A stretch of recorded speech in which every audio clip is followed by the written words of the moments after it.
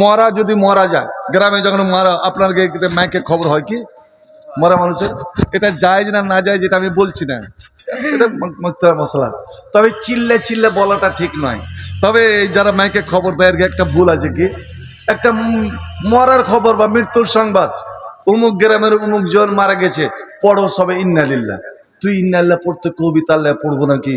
হ্যাঁ, আর যেমনই শুনলেন ইন্নালিল্লাহ ওয়া ইন্না রাজিউন, এটা কোনো দোয়া হলো? নবী এটা কোরআন বলছে যে মুমিনেরই হলো যখনই বিপদ, যে কোনো বিপদ আপদ আসতে গেলে এটা পড়বে তারা, যে আমরা আল্লাহর জন্য আল্লাহর কাছে যেতে হবে।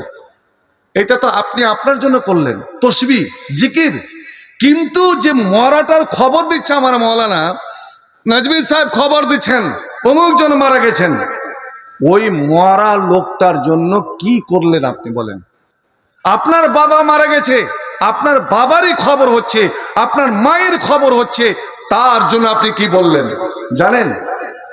আমার দিকে একটা অভ্যাস আছে কি, মদ লোক যতক্ষণ মাইকে খবর না দিবে মদ লোক খবর পায় না, কিন্তু মাইয়া লোক বিনা মাইকে কেমন করে মাথাতে গিদনের পোকা থাকে নাকি, কেমন করে যে খবর পেলায় আল্লাহ রে ফাঁসা আড়বে দৌড়ে।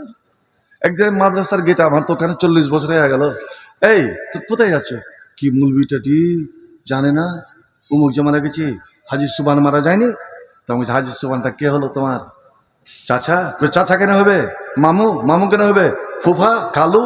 কিচ্ছু লয়, কেউ লয়, গ্রামের একজন বয়স্ক মানুষ, তার জন্য দেখতে যাচ্ছি। আর আমার গে ফের মুলবিরা উদাম করে করে দেখবে, দেখো দেখো থামোজি জানাজা চলে এসছে, এই তো 2-3টা মেয়ে লোক দৌড়িয়ে চলে আসছে, বুড়ি বুড়ি মেয়ে লোক। থামো থামো, কে কে এগুলা? একটা বিহাইন আর একটা বিহাইনের বিহাইন, ওকে জীবনের মতন একবার দেখবে, তার লেগে বিহাইনকে দেখাবে মরা বিহাইয়ের মুখ। এটা হালাল না হারাম বলেন? বিহাইন বলা বিহাইকে উঠে তুলে তুলে খাওয়াইতে পারে কি? লাও বিহাই একটু লাও, আরে এক চামচ লাও, এক চামচ। নিজের পুরুষ থেকে কোনোদিন তুলে দিল না, নিজের পুরুষের সঙ্গে কোনোদিনই খেলো না।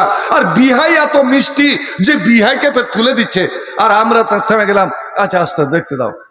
গুনাহগার সবাই হলেন, পাপী সবাই হলেন।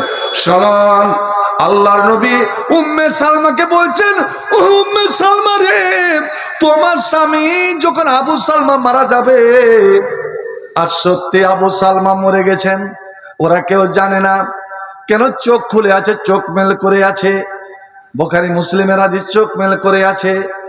নবী বললেন, শোনো, মানুষ মরে যায় কিন্তু চোখ কেন খুলে রাখে বলুন তো?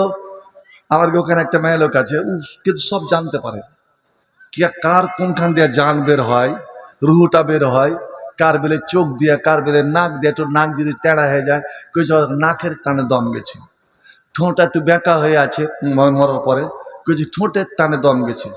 আমি একদম মনটাকে কইছি, আগে তোর কোন দিক দিয়ে দম যাবে কত দেখি, সম্পর্কে রেগে গেছি, মনটা খারাপ। তো মালাকুল মউত আজরাইল জানে না, আর ও বলছে এই টানে দম, ওই টানে দম। শুনুন, আপনারা কোথাও জিজ্ঞেস করতে পারে যে মানুষ মরে যায় কিন্তু চোখ খুলে থাকে কেন? প্রায় দেখবেন চোখ খুলে থাকে।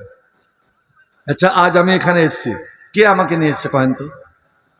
আমি যদি 6 তারিখে আমার রুহটা বেরিয়ে যেত, আসত কি? এই দেহটা হলো একটা খাঁচা, পিঞ্জিরা, আর আমার ওই রুহটা হলো পাখি। ওই পাখি এতদিন ধরে আমার ভিতরে বসবাস করছে। এই যে মায়া, এই যে মোহব্বত, যতদিন যান আমি কিছু মনে করিনি, পারোয়া মনে করিনি। আল্লাহ রে আল্লাহ, হালাল হারাম, কি জুয়া মদ, এটা ওটা, গান বাজনা, জালসা শুনি, আবার গানও শুনি, জালসা তো যাই, আবার মেলা তো যাই। কতদিন? যতদিন আমার এই দেহের মধ্যে, এই পিঞ্জরার মধ্যে, খোপের মধ্যে আমার জানটা আছে, তাই তো বন্ধু আমার চুরি করাইছে 3 জন, এক কানা আর এক ব্যাঠা, আমার মতন এক ব্যাঠা, আর একটা 2 চোখের কানা আমের বাগানে চলে গেছে, আর আম পাকা পাকা আছে। ওই ব্যাঠা, যারা কানা খোড়া হয় না, এক কেউ থাকলে রাগ করি আমরা, তারা একটা মোর বদমাস। ও ব্যাঠা কিন্তু ওর হাত তো যাবে না, বুঝছে হাই আম গেল কত লটকা লটকা পাকা আছে। হ্যাঁ, কানা তো দেখতে পাই না, কুছ পার নাবে, কুছ আমার হাত যাবে না, কিছু তুই আমার ঘাড়ে চড়। এবার ঘাড়ে চড়ে দাঁড়িয়ে গেল, পার পারছে। আচ্ছা এবার বলেন, বাগানের মালিক চলে এসছে, ধর শালা, বাইকটাকে ফেলে দিয়ে কানা পালা চলে কাছে গেল, যে দুজনে ধরা পড়ে গেল, মায়ের কে খেবে কয়নি? আম যে পারছিল ওই বাইকটা, ও মার খাবে না? যার ঘাড়ে ওই লম্বার ঘাড়ে কানার ঘাড়ে চলেছিল, সে মার খাবে? কে মার খাবে? দোষী আপনারা বলেন নিজের জ্ঞানে, দোষী কে? দুজনে দোষী নাই? বাইঠা তুই দেখলি, একে লোভ দিলি, তোর চোখে চোখ দিয়েছিল আল্লাহ, তুই না দেখতি, একে লোভ না দিতি, ও তোকে সাহায্য করতো না। আমি মৌলানাকে ঘাড়ে করেছি, তারপরে ময়ে চড়ে ও আম পারলো। ও যতটা দোষী, আমি ততটা দোষী। কিয়ামতের দিন এই দেহ এবং রুতে কাজিয়া লেগে যাবে। রু বলবে আল্লাহ ও আমাকে সাহায্য করেছিল, যে দেহ বলবে আল্লাহ ও আমাকে নিয়ে গিয়েছিল, ও আমাকে জেনা করিয়েছিল, আল্লাহ উমুকে সে রাত 12টা 1টাতে ফুসুর ফুসুর করে কথা বলিয়েছিল। ও যদি না থাকতো, আমি তো মাটির দেহ, মাটির পিঞ্জের, মাটির খোপ, আমার কোনো তো দাম নাই। সত্যি রে ভাই আমার। এবার নবী আমার বলছেন, আবু সালমার চোখ খুলেছিল, ফাকবা জাহুমা, আল্লাহ নবীর চোখ দুটোকে আস্তে আস্তে এভাবে বন্ধ করে দিলেন, আর বলে দিলেন, এ রংডাঙ্গার মানুষেরা, যখন কোনো মরা মানুষ মারা যাবে, ওর চোখ খোলা থাকবে, তোমরা চোখটাকে আস্তে আস্তে বন্ধ করে দাও। কেন? এই রুটা যখন মালাকুল মউত নিয়ে যায়, আমার শরীর থেকে বের হয়, এই শরীর, এই চোখ তাকে ফাট বল বাসারো, এই চোখ তাকে দেখতে থাকে এবং ডাকতে থাকে, কান্না করতে থাকে, ওরে আমার সাদের পাখি রে, ওরে আমার ময়না পাখি রে, এতদিন তুই 60, 70, 80, 90 বছর তুই আমার সঙ্গে থাকলি, আমাকে আমার দ্বারায় আমাকে কত গুনাহ করালি, পাপ করালি, নেকি করালি, দান খায়রাত করালি, আজ আমাকে একাই অন্ধকার কবরে নিয়ে যাবার জন্য আমাকে ছেড়ে চলে যাচ্ছি। ওখানে সাপ বিচ্ছু, ওখানে গন্ধ ফেরেশতা, ওরে কত কি আযাব আছে আমাকে দিবে, তুই কেন আমাকে ছেড়ে পালালি?